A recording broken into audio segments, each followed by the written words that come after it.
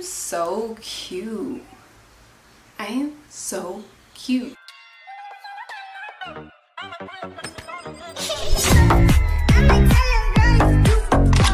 I will be using the Micellar cleansing water for the sake of this video, just to make sure our brows are cleansed and nice and dry and have like a great habitat to build your brow. I'm gonna put it on this pad and I'm going to wipe it.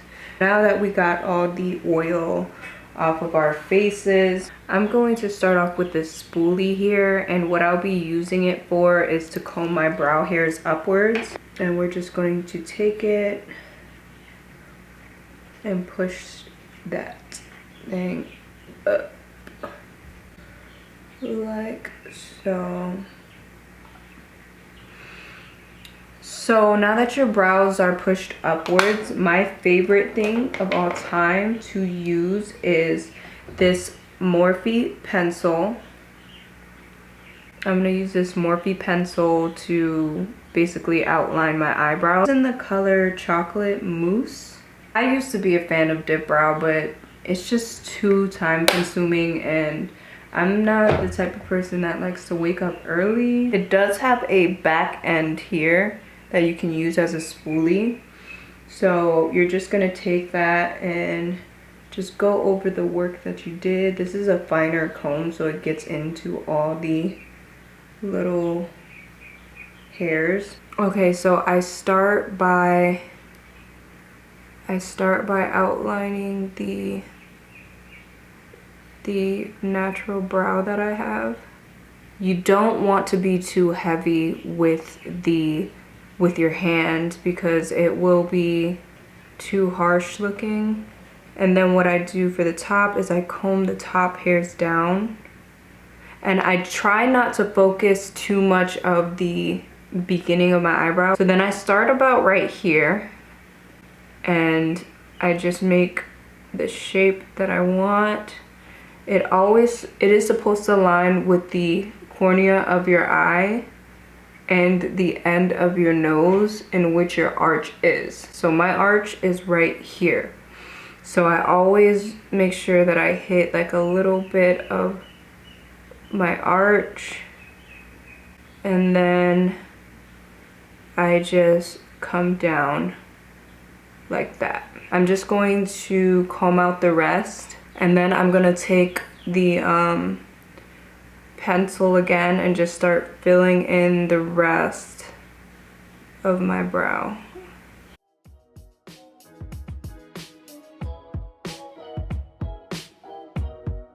The back end of the brush, and I comb upwards and then to the side like that. And you just want to comb through your hairs, make sure it's right how you want it. We're gonna clean it up with concealer.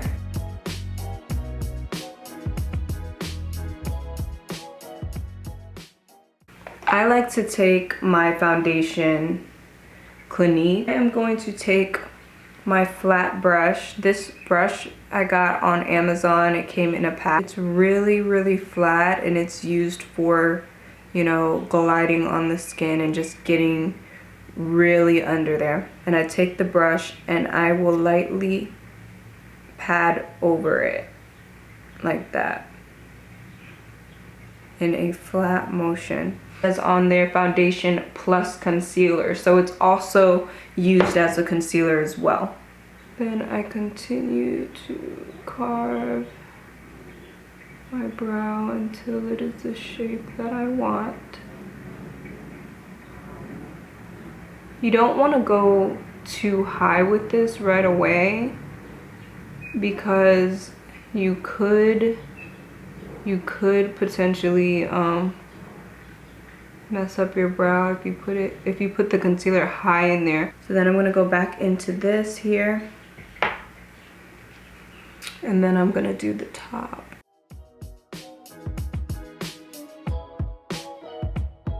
And when it comes to the tail end right there, some people would go ahead and swoop it. What I do is I go like this, I go back underneath like that, until it's the right amount of sharpness that I want it. So then I take one of these brushes here and I use this to blend further into the brow.